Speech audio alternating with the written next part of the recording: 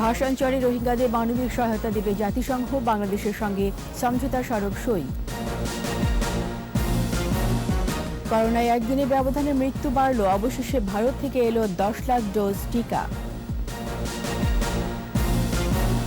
রূপপুর পারমাণবিক প্রকল্পে বসছে চুল্লি, কাল উদ্বোধন করবেন প্রধানমন্ত্রী শেখ হাসিনা। ভোটের আগের মেরুকরণে চোখ জাতীয় পার্টি, 300 আসনেই প্রার্থী দেওয়ার প্রস্তুতি। এনজিও নির্ভর কৃষি ঋণে চড়া সুদ, ভালো ফলনেও মুনাফা পাচ্ছে না কৃষক।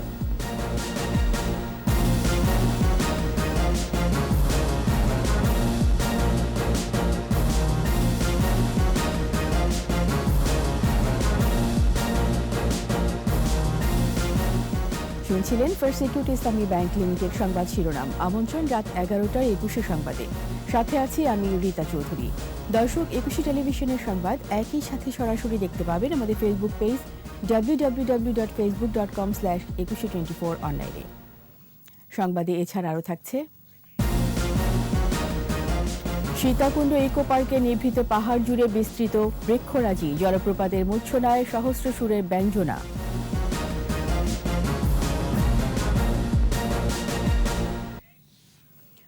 অবশেষে ভাসানচরে রোহিঙ্গাদের মানবিক সহায়তা দিতে যাচ্ছে জাতিসংঘের শরণার্থী বিষয়ক হাই কমিশনার UNHCR। এ নিয়ে সরকারের সাথে সমঝোতা স্মারক সই হয়েছে। এতে বলা হয়েছে, স্বেচ্ছায় ভাসানচরে স্থানান্তরিত রোহিঙ্গাদের খাদ্য, পুষ্টি, সুপেয় পানি, পয়ঃনিষ্কাশন, অনানুষ্ঠানিক শিক্ষা, চিকিৎসা সেবার মতো সহায়তা দেবে সংস্থাটি। রিপোর্টে আরও জানাচ্ছেন মোহাম্মদ নুরুন নবী। ভাসানচর কক্সবাজারের বাইরে বাস্তুচ্যুত রোহিঙ্গাদের বসবাসের উপযোগী করে গড়ে তুলেছে সরকার। ব্যয় হয়েছে ৩,০০০ কোটি টাকা।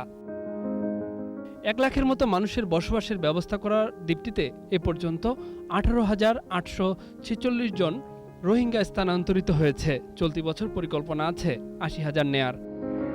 শুরুতে 34টি দেশি বিদেশি এনজিও কাজ করলেও এগিয়ে আসেনি জাতিসংঘ।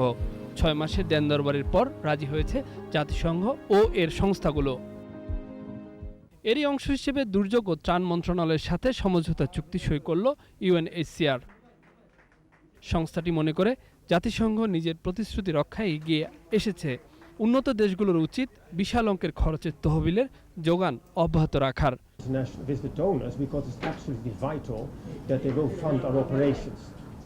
They will fund our operations, and we need quite some money here because there's great expectations on the UN to be as operational as quickly as possible, and for that we need the funding. So rest assured we do everything to mobilize that funding. কক্সবাজারের মতো একই ধরনের সহায়তা ভাসানচরে পাবে বাস্তুচ্যুত রোহিঙ্গারা। নিজ দেশে প্রত্যাবর্তনই আসল সমাধান। তাই অন্তর্বর্তী সময়ে এই মানুষগুলোর জীবনমান উন্নত রাখতে চেষ্টার কোনো কমতি হবে না বলে মত সংশ্লিষ্টদের। UNHCR with other organizations like World Food Program, IOM and United Nations, তারা সবাই একসাথে সম্মত হয় যে সেখানে তারা মানবিক সহায়তা দিবে, এবং সেটারই ধারাবাহিকতা আজকে এখানে চুক্তি স্বাক্ষর হলো। 4 বছরও মিয়ানমারের নিজ দেশে প্রত্যাবর্তনের পরিবেশ তৈরি না হওয়ায় হতাশার কথা ছিল UNHCR এর। Conducive for future return of the Rohingya to Rakhine.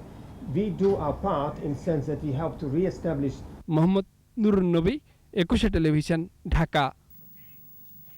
এদিকে কক্সবাজারে ক্যাম্প থেকে আরও 80,000 রোহিঙ্গাকে নোয়াখালী ভাসানচরে নেওয়া হবে। আগামী এপ্রিলের মধ্যে তাদের স্থানান্তরের প্রস্তুতি নেওয়া হচ্ছে। এজন্য কক্সবাজার শরণার্থী ত্রাণ ও প্রত্যাবাসন কার্যালয়ের মাধ্যমে স্বেচ্ছায় ভাসানচরে যেতে ইচ্ছুক রোহিঙ্গাদের তালিকা করা হচ্ছে। এর আগে সরকার কক্সবাজারের উখিয়া ও টেকনাফের উপর থেকে চাপ কমাতে 1 লাখ রোহিঙ্গাকে ভাসানচরে সরিয়ে নেওয়ার সিদ্ধান্ত নেয়। এরই পরিপ্রেক্ষিতে এ পর্যন্ত 6 দফায় 18,521 রোহিঙ্গাকে সেখানে নেওয়া হয়েছে। স্থানীয় সরকার নির্বাচনে প্রার্থী চূড়ান্ত করতে বসা আওয়ামী লীগের মনোনয়ন বোর্ডের সভা রোববার বিকেল পর্যন্ত মুলতবি করা হয়েছে। শনিবার বিকেলে গণভবনের প্রধানমন্ত্রী বাসভবনে আওয়ামী লীগ সভাপতি শেখ হাসিনার সভাপতিত্বে অনুষ্ঠিত হয় মনোনয়ন বোর্ডের সভা। এতে খুলনা, বরিশাল ও ঢাকা বিভাগের ইউনিয়ন পরিষদের প্রার্থী যাচাই বাছাই নিয়ে আলোচনা হয়। দ্বিতীয় দিনের মতো প্রার্থী চূড়ান্তের সভা মুলতবি করা হলো। এর আগে সিরাজগঞ্জ সংসদীয় আসনে উপনির্বাচন, 10টি পৌরসভা ও রাজশাহী বিভাগের ইউনিয়ন পরিষদ চেয়ারম্যান পদে প্রার্থী মনোনয়ন দেয়া হয়।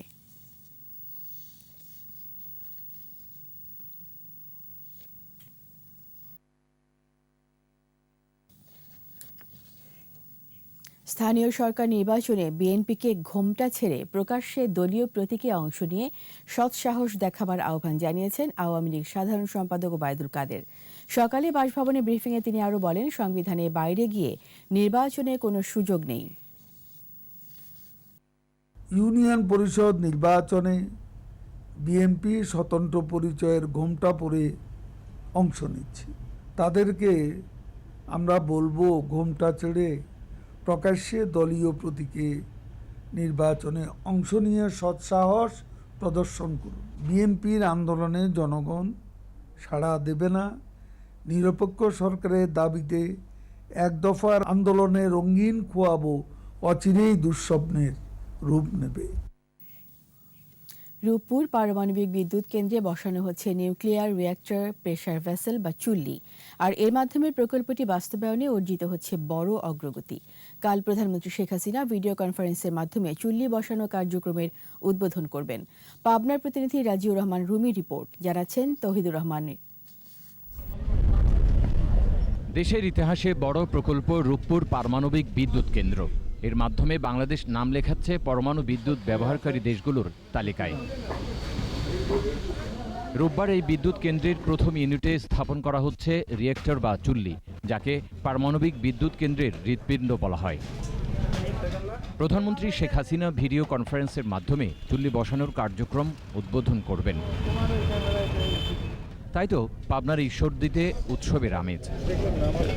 বিদ্যুৎ কেন্দ্রের প্রথম ইউনিটের জন্য এই রিঅ্যাক্টর প্রেসার ভেসেলটি গত বছরের অক্টোবরে রাশিয়া থেকে দেশে আনা হয়। পরিকল্পনা অনুযায়ী 2023 সালে রূপপুর পারমাণবিক বিদ্যুৎ কেন্দ্রের প্রথম ইউনিট থেকে 1200 এবং 2024 সালে দ্বিতীয় ইউনিট থেকে আরও 1200 মেগাওয়াট বিদ্যুৎ উৎপাদন হবে।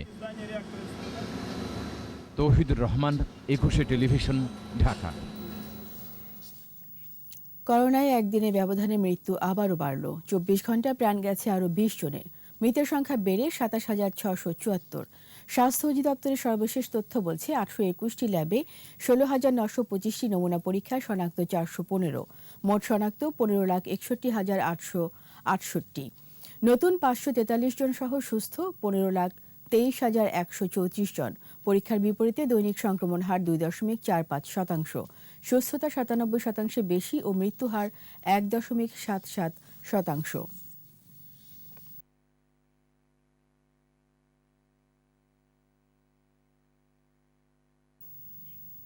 অবশেষে প্রায় 7.5 মাস পর ভারতের সেরাম ইনস্টিটিউট থেকে করোনা ভাইরাসের অক্সফোর্ড অ্যাস্ট্রাজেনেকার তৈরি কোভিশিল্ডের 10 লাখ ডোজ টিকা দেশে এসেছে। শনিবার সন্ধ্যা 6টায় এমিরেটস এয়ারলাইন্সের একটি ফ্লাইটে এসব টিকা ঢাকার হযরত শাহজালাল আন্তর্জাতিক বিমানবন্দরে পৌঁছায়। টিকাগুলো বেক্সিমকোর ওয়্যারহাউসে নিয়ে যাওয়া হয়েছে। সেখান থেকে স্বাস্থ্য অধিদপ্তরকে বুঝিয়ে দেওয়া হবে। চুক্তির আওতায় বাকি টিকাগুলো কবে আসবে তা এখনও নির্ধারণ হয়নি।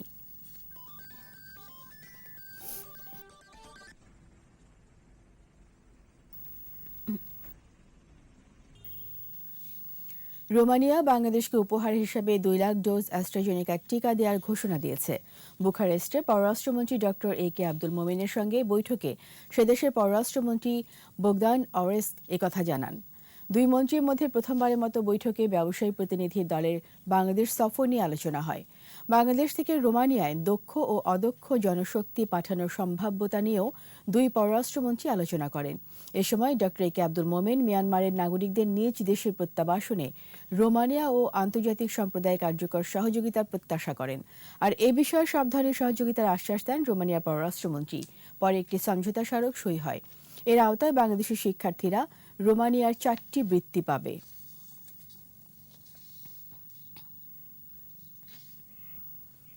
করোনা মহামারীর পরে সবচেয়ে বেশি মানসিক অশান্তির শিকার পাবলিক বিশ্ববিদ্যালয়ের শিক্ষার্থীরা। একই সঙ্গে নারী শিক্ষার্থীরা ক্ষতিগ্রস্ত হয়েছেন উল্লেখযোগ্য হারে। এক গবেষণায় উঠে এসেছে এসব তথ্য। আজিত মামুনের রিপোর্ট। করোনা মহামারীতে থমকে যায় বিশ্ব, স্থবির হয় মানুষের দৈনন্দিন কাজকর্ম। দীর্ঘ সময় জুড়ে বন্ধ ছিল শিক্ষা প্রতিষ্ঠান। এমন পরিস্থিতিতে মানসিকভাবে ভেঙে পড়ে শিক্ষার্থীরা। স্বেচ্ছাসেবী সংগঠন আঁচল 2,500 শিক্ষার্থীর উপর জরিপ চালিয়ে এসব তথ্য পেয়েছে।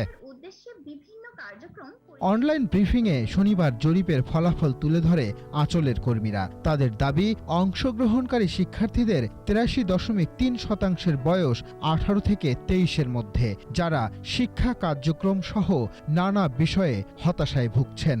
নিজের ও পারিপার্শ্বিকতার সাথে যুদ্ধের ফলাফল হিসেবে বড় ধরনের প্রভাব পড়েছে শিক্ষার্থীদের মানসিক স্বাস্থ্যে।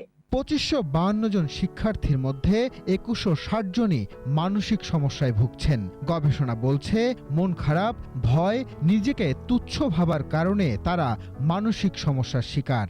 কিছু গুরুত্বপূর্ণ সিদ্ধান্তের মাধ্যমে তাদেরকে আরো কিভাবে সমাজের সাথে ইনভলভ করা যায়, বিভিন্ন কাজে দক্ষ জনবল তৈরি করতে কাজ করা যায়, সেই জায়গাটাতে সরকার কাজ করতে পারে। জরিপে বলা হয়, মানসিক স্বাস্থ্য ঝুঁকি সহ বিভিন্ন রকম জটিলতায় সবচেয়ে বেশি ভুগছেন পাবলিক বিশ্ববিদ্যালয়ের শিক্ষার্থীরা, যাদের গড় শতকরা 86.84%। করোনা মহামারীতে মানসিক স্বাস্থ্য সমস্যার সম্মুখীন হয়েছে বিশ্ববিদ্যালয়ের শিক্ষার্থী। নারী শিক্ষার্থীরা আছেন বহুমাত্রিক মানসিক সমস্যায়। পারিবারিক, সামাজিক বিভিন্ন ইস্যুতে তারা বিচলিত, ভুগছেন হীনমন্যতায়।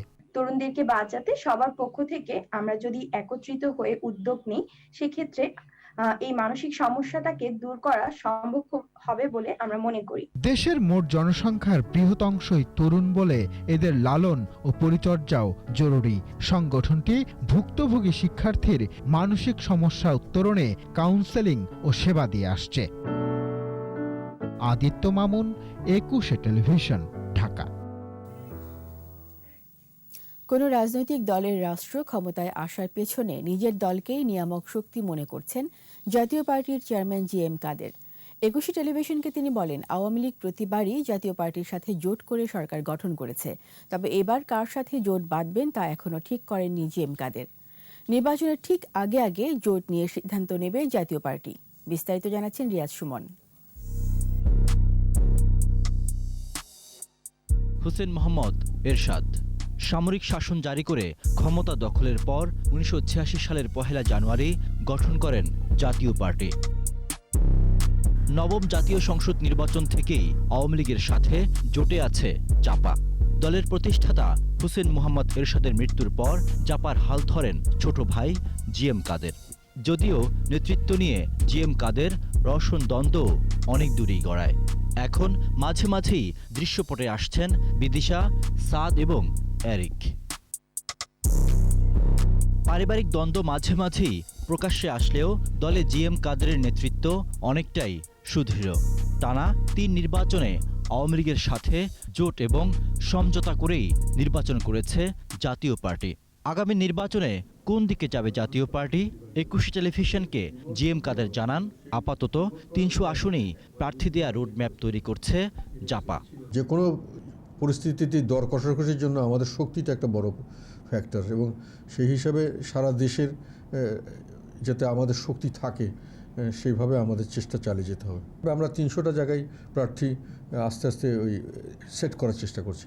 এবারও কি আওয়ামী লীগের সাথে জোটে থাকবে জাপা? এই প্রশ্নে জি.এম. কাদের বলেন, আগে ভাগেই কোনো সিদ্ধান্ত নয়, নির্বাচনী রাজনীতির মেরুকরণ বুঝেই সিদ্ধান্ত হবে বলেই জানালেন তিনি। আমাদের ছাড়া আওয়ামী লীগ কোনো সময় ক্ষমতা আসতে পারেনি, মোটামুটি আমাদের সঙ্গে নিয়েই ক্ষমতা এসছে। যে সময় আমরা ওনার সঙ্গে ছিলাম না, সে সময় ওনারা ক্ষমতা আসতে পারেননি, এবং আমরা যখন যাকে সমর্থন দিব দেখা যায় যে সেই সরকার গঠন করতে পারে। সেইখানে তখনই প্রশ্ন আসে যে আমরা বিএনপিকে দিব না আওয়ামী লীগকে দিব, এবং সেখানেই প্রশ্ন আসে যে আমাদের কিছু লোক হয়তো বিএনপিকে দিতে চায়, কিছু লোক হয়তো আওয়ামী লীগকে দিতে, সেটা নিয়েও একটা অনেকের মধ্যে একটা বিভ্রান্তি আছে। নিয়ামক শক্তি হওয়ার কারণে আমাদের সিদ্ধান্তটা নিতে হয় ওইভাবেই, যে যাতে করে জনগণের প্রত্যাশার প্রতিফলন হয়। নির্বাচনের আগে পার্টিকে শক্তিশালী করতে চান জি.এম. কাদের। আমরা সংগঠনটাকে শক্তিশালী করতে চাই, আমাদের ভাবমূর্তিটা যাতে জনগণের কাছে উজ্জ্বল হয় সেভাবে কাজ করতে চাই, জনসম্পৃক্ততা বাড়াতে চাই। জোট কিংবা আসন ভাগাভাগি প্রশ্নে জনগণের প্রত্যাশাকে প্রাধান্য দিতে চান জাতীয় পার্টির চেয়ারম্যান। রিয়াজ সুমন, 21 টেলিভিশন, ঢাকা। ব্যাংকের চেয়ে 3 গুণ বেশি সুদ এনজিও নির্ভর কৃষি ঋণে। সুদের হার কমপক্ষে 24%। এমন চড়া সুদের ঋণের খপ্পরে দেশের বিপুল সংখ্যক কৃষক। ভালো ফসল ফলিয়েও মুনাফা ঘরে তুলতে পারছেন না তারা। তৌহিদুর রহমানের আরও একটি রিপোর্ট।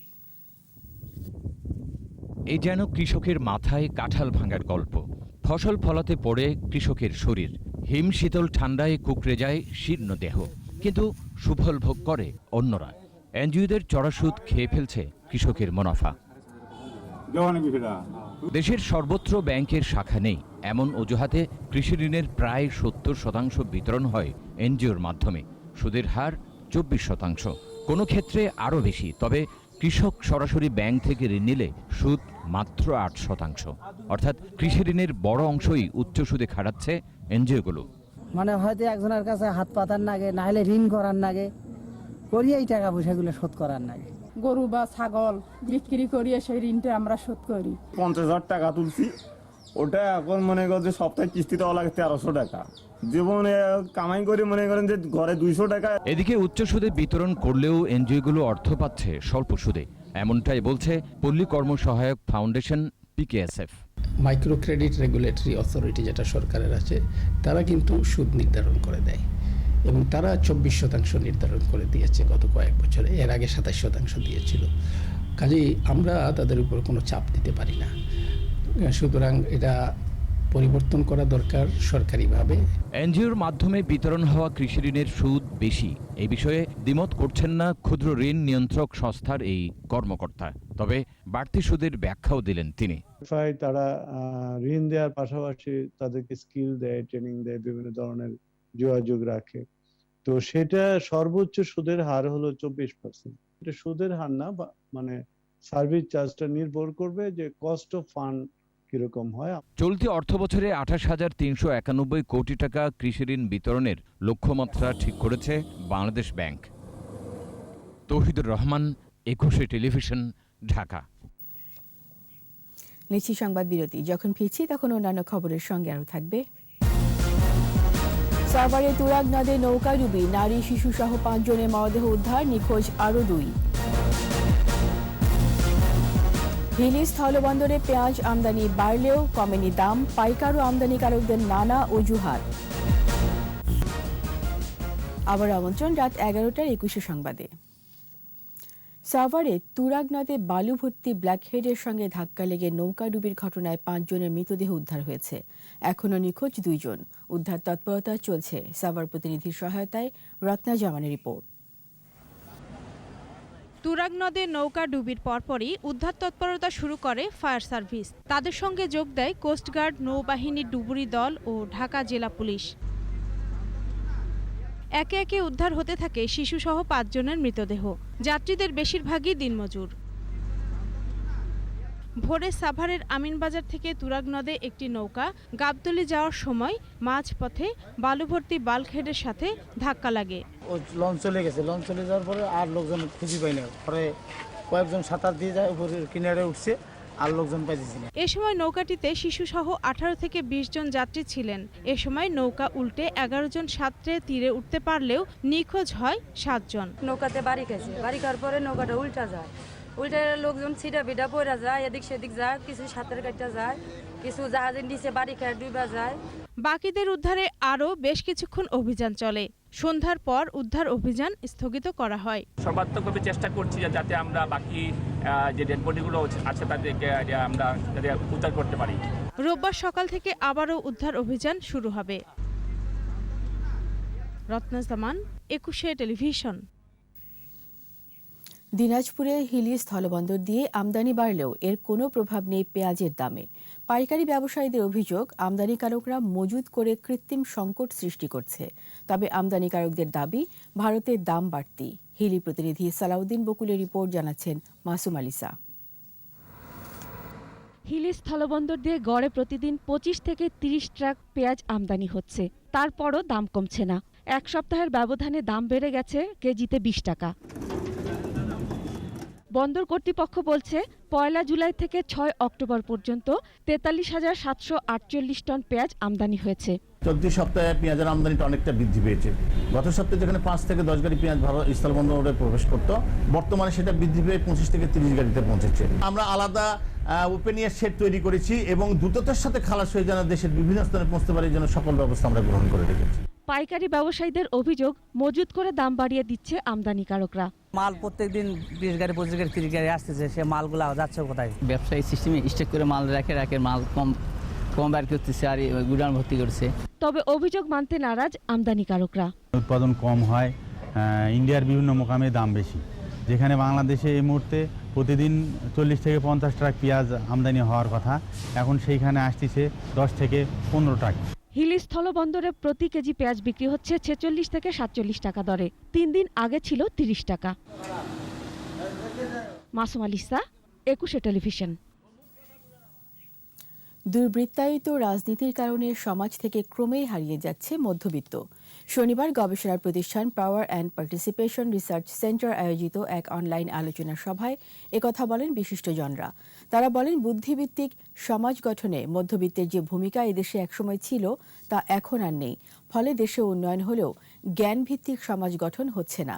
তবে মধ্যবিত্ত রাষ্ট্র সমাজকে বিনির্মাণ করবে নাকি রাষ্ট্র মধ্যবিত্ত শ্রেণীকে তার আগের জায়গায় নিয়ে যাবে, এ বিষয়ে একমত হতে পারেননি আলোচকরা।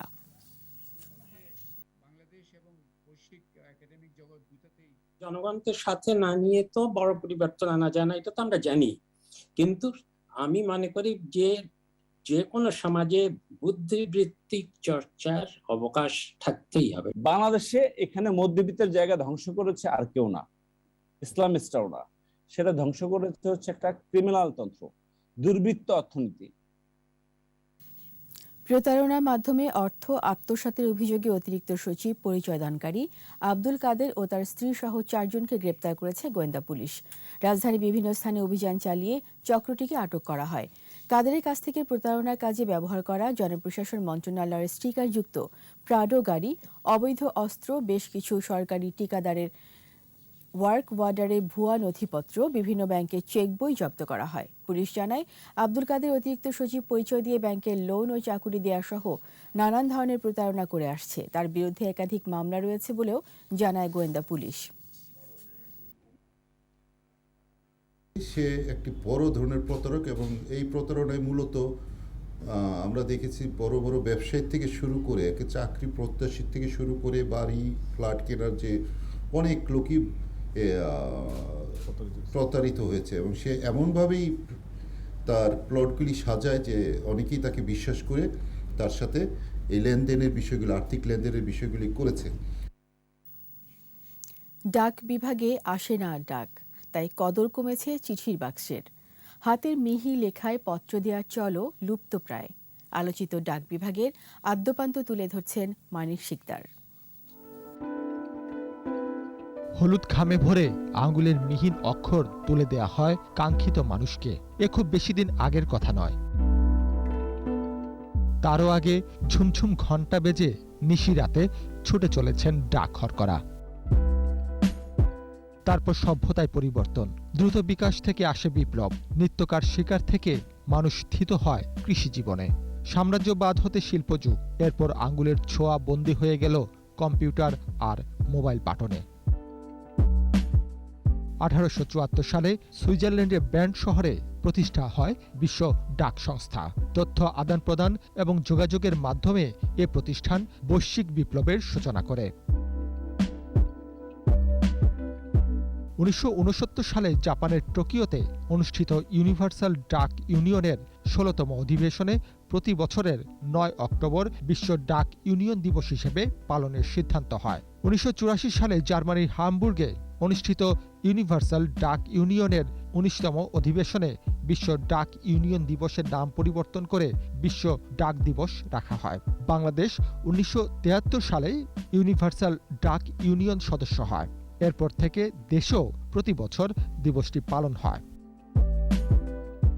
বঙ্গবন্ধুর নেতৃত্বে দেশ যখন পুনর্গঠিত হয় 72 সাল থেকে, তখনই 1973 সালে ইউপির সদস্যপদ লাভ করে বাংলাদেশ। এই 9 অক্টোবরকে বিশ্ব ডাক দিবস হিসেবে পালন করা হয়। বর্তমানে দেশে রয়েছে 9,886টি ডাকঘর। প্রযুক্তির উন্নয়ন সহ নানা কারণে ডাক বিভাগ আস্থা হারিয়েছে সাধারণের। ডাক বিভাগকে শক্তিশালী করতে বিভিন্ন পদক্ষেপ নিয়েছে সরকার। নতুন করে তৈরি হয়েছে সুদৃশ্য ডাক ভবন।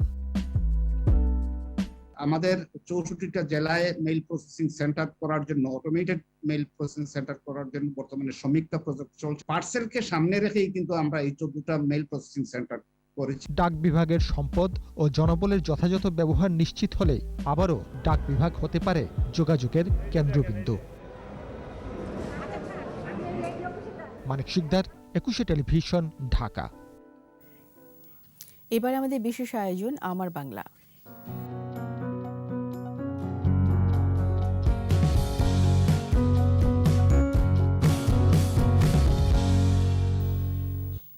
ময়মনসিংহে ব্রহ্মপুত্র ব্রিজের পূর্ব পাড় থেকে শম্ভুগঞ্জ পর্যন্ত সড়ক 4 লেনে উন্নীত করার কাজ শুরু হয়েছে।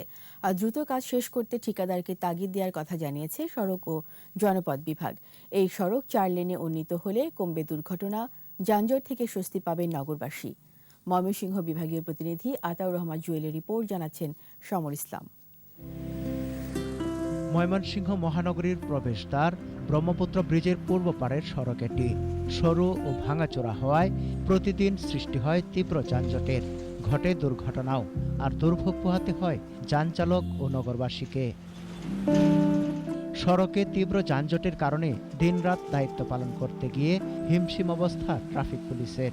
ট্রাফিকের অর্ধেকের বেশি আমরা এই রাস্তায় যানজট নিরসনের জন্য নিয়োজিত থাকি। এমন অবস্থা থেকে উত্তরণে 3.5 কিলোমিটার সড়কটি 4 লেনে উন্নীত করার কাজ শুরু হয়েছে। মোটামুটি ব্রিজ পর্যন্ত এটা যানজট ছিলই সবসময়, ঘন্টার পর ঘন্টা চলে যায়, আমরা গাড়ি চালাইতে পারি না। কিছুদিন আগে ফুন্ডার অ্যাক্সিডেন্ট এ 3 জন একসাথে মারা গেল। ময়মনসিংহবাসীর লাগে খুবই ভালো একটা উদ্যোগ। 4 লেন হলে তো বিরাট সুবিধা পাই। কার্যাদেশ পেয়ে গত এপ্রিলের মাঝামাঝিতে কাজ শুরু করেছে ঠিকাদারি প্রতিষ্ঠান, আর নির্ধারিত সময়ের মধ্যে কাজ শেষ করতে তাগিদ দেওয়ার কথা জানায় সড়ক ও জনপথ বিভাগ। নেত্রকোনা জেলা এবং শেরপুর জেলা এবং উত্তরাঞ্চলের যে উপজেলাগুলোর যে গেটওয়ে হচ্ছে, ঢাকার দিকে যাওয়ার গেটওয়ে হচ্ছে এই সড়কটি। 4 লেন হলে এই সড়কে যাতায়াত এবং চলাচল অনেক আরামদায়ক হবে, স্বাচ্ছন্দ্য বোধ করবে। 84,15,78,000 টাকা ব্যয়ে 4 লেনের কাজ শেষ হলে দুর্ঘটনা ও যানজট থেকে মুক্তি পাবে নগরবাসী। সমর ইসলাম, 21 টেলিভিশন। নিচে আবারও সংবাদ বিরতি। যখন ফিরছি তখন অন্যান্য খবরের সঙ্গে আরও থাকবে। দুর্গাচরে 1200 মেট্রিক টন পাথর নিয়ে ডুবে গেল মাস্টার ভেসেল বিউটি, 10 নাবিক উদ্ধার। আমন্ত্রণ আবারও রাত 11টার 21 সংবাদে। জাহাঙ্গীরনগর বিশ্ববিদ্যালয়ের নাটক ও নাট্যতত্ত্ব বিভাগের অধ্যাপক, সাবেক উপাচার্য অধ্যাপক ডক্টর আফসার আহমেদ আর নেই। তিনি একাধারে কবি, নাট্যকার, অনুবাদক, গবেষক ও সাহিত্য সমালোচক ছিলেন। জাতীয় হৃদরোগ ইনস্টিটিউটে চিকিৎসাধীন অবস্থায় দুপুরে তার মৃত্যু হয়। সহকর্মীরা জানান, এক সাবেক শিক্ষার্থীর বিয়ের আশীর্বাদে অংশ নিতে খুলনায় গিয়েছিলেন অধ্যাপক আফসার। অনুষ্ঠান শেষে সকালে যশোর বিমানবন্দর থেকে ঢাকায় ফেরেন। বিমানবন্দরে নামার পর অসুস্থ হয়ে পড়েন। চিকিৎসার জন্য সেখান থেকে জাতীয় হৃদরোগ ইনস্টিটিউটে নেওয়া হয়। সেখানে সিসিইউতে রেখে চিকিৎসা চলছিল। চাকুরি জীবনে নাটক ও নাট্যতত্ত্ব বিভাগের সভাপতি, কলা ও মানবিক অনুষদের ডিন, প্রক্টর, সিনেট ও সিন্ডিকেটের নির্বাচিত সদস্যসহ নানা গুরুত্বপূর্ণ দায়িত্ব পালন করেছেন।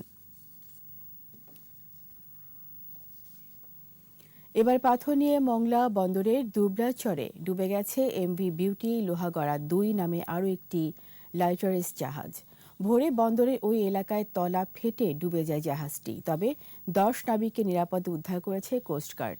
মংলা বন্দরের বাইরে ফেয়ারওয়ে এলাকায় অবস্থান করা সিঙ্গাপুরের পতাকাবাহী এমভি সাগর রতন থেকে 1200 মেট্রিক টন পাথর নিয়ে খুলনার উদ্দেশ্যে যাচ্ছিল এমভি বিউটি লোহাগড়া 2। এর আগে গেল শুক্রবার দুপুরে পশুর নদীতে সার নিয়ে এমভি দেশবন্ধু নামে আরও একটি লাইটার জাহাজ ডুবে। ওই জাহাজটি উদ্ধার তৎপরতা এখনও শুরু করতে পারেনি মালিক পক্ষ।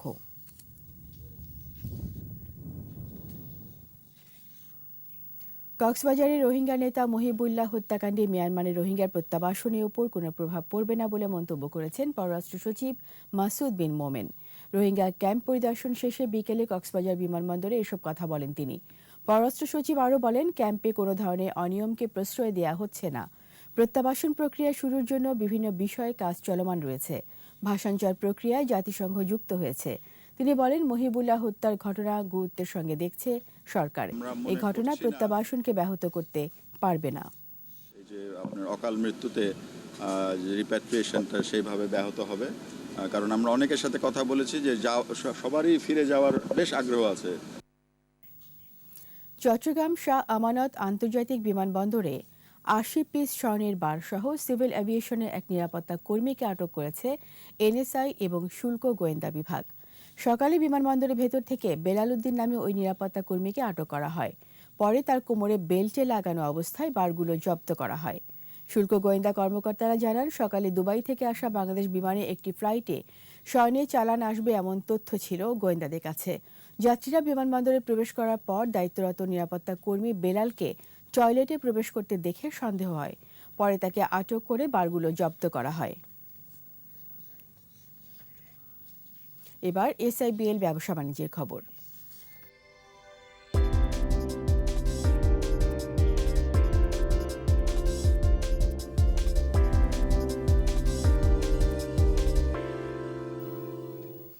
ইসলামী ব্যাংক রাজশাহী জোনের ব্যবসায় উন্নয়ন সম্মেলন অনুষ্ঠিত। শনিবার স্থানীয় একটি হোটেলে সম্মেলনে বক্তব্য দেন ব্যাংকের ম্যানেজিং ডাইরেক্টর ও সিইও মোহাম্মদ মনিরুল মাওলা। আরও বক্তব্য দেন ব্যাংকের additional managing director Mohammad Kaiser Ali, deputy managing director JQM Habibullah, senior vice president Khaled Mahmud Raihan, FCCA এবং assistant vice president AM Shahidul Irman. সভাপতিত্ব করেন ব্যাংকের রাজশাহী জোন প্রধান মোহাম্মদ মিজানুর রহমান মিজি।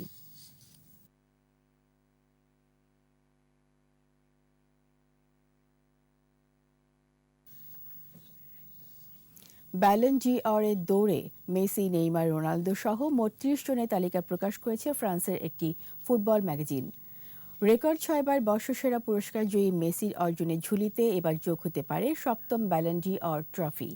করোনা ভাইরাসের কারণে ২০২০ সালে ব্যালন ডি'অর দেয়া হয়নি। এক বছর বিরতি দিয়ে আবারও ফিরছে ফুটবলারদের সর্বোচ্চ মর্যাদার ব্যক্তিগত স্বীকৃতিটি। Cristiano Ronaldo, Neymar junior, Kylian Mbappe, Roberto Lewandowski, জর্জিয়ার পর ১৮ বছর বয়সে এবার মনোনয়ন পেলেন বার্সার তরুণ মিডফিল্ডার পেদ্রি রদ্রিগেজ। ২৯ নভেম্বর প্যারিসে দেওয়া হবে এবারে ব্যালন ডি'অর। শেষ করব অপরূপা প্রকৃতির খবর দিয়ে। সবুজের মাঝে স্নিগ্ধধারা, নিরুপম সৌন্দর্যের পরম আধার সীতাকুণ্ডের জলপ্রপাত। অতি মনোহর এই ঝর্ণার পরিচয় সহস্রধারা নামে। তপু শাহিনের তোলা ছবিতে চট্টগ্রাম ঘুরে এসে বাকিটা জানাচ্ছেন স্মৃতি মণ্ডল। পাহাড় বেষ্টিত রূপসী এ ঝর্ণার নাম সহস্রধারা। বর্ষাকালে উছলে ওঠে এ ঝর্ণার রূপসুধা। বৃষ্টিবহুল শরতে এবার সহস্রধারা প্রকাশ করল তার নিরুপাধি সৌন্দর্য।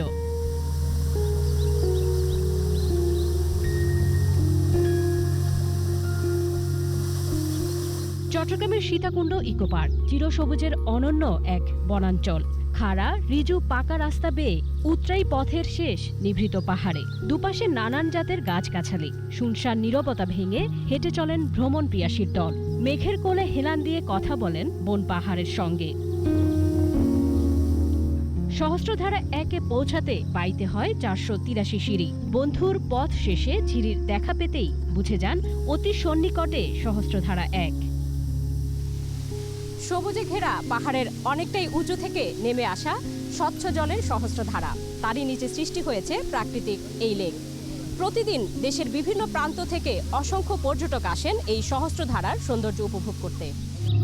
দর্শনার্থীরা বলছেন এই সৌন্দর্য বড়ই মনোরম, নিমেষেই দূর হয় শ্রান্তি, মনে আনে প্রশান্তি। আমার কাছে অনেক ভালো লেগেছে, মনে হয়েছে যে পৃথিবীর সব সৌন্দর্য আমি উপভোগ করে ফেলছি। কষ্ট করে আসার পরে ঝর্ণা দেখে এখন আমরা খুব ভালো লাগতেছে। রাস্তাটা এবং সিঁড়িটা খুব ভালো করছে, তা না হলে এই অবকাঠামোগুলো না হলে আরো হয়তো বা কষ্টসাধ্য হতো। সহস্রধারা ১ ছাড়াও ইকো পার্কের ভেতরে আছে আরেকটি জলপ্রপাত সুপ্তধারা। ৩ প্রবাহের বুলু মূর্ছনা সারাক্ষণ ডাক দেয় সহস্র সুরে। স্মৃতিমণ্ডল, ২১শে টেলিভিশন, সীতাকুণ্ড, চট্টগ্রাম। আর এরই সাথে শেষ করছি রাত ১১টার ২১শে সংবাদ। যাওয়ার আগে ফার্স্ট সিকিউরিটি ইসলামী ব্যাংক লিমিটেড সংবাদ শিরোনামগুলো আরও একবার। ভাষাঞ্চলে রোহিঙ্গাদের মানবিক সহায়তা দেবে জাতিসংঘ, বাংলাদেশের সঙ্গে সমঝোতা স্মারক সই।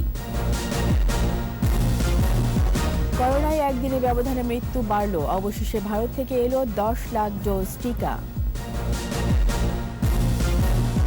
রূপপুর পারমাণবিক প্রকল্পে বসছে চুল্লি, কাল উদ্বোধন করবেন প্রধানমন্ত্রী শেখ হাসিনা।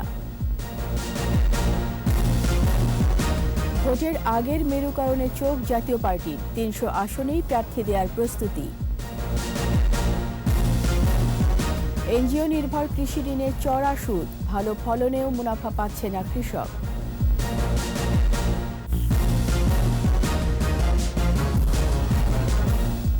সবশেষ খবর জানতে ডায়াল করুন 2021 নম্বরে আর ভিজিট করুন 21-tv.com এই ওয়েবসাইটে। এছাড়া ফেসবুকে লগ ইন করতে পারেন facebook.com/2124 অনলাইনে।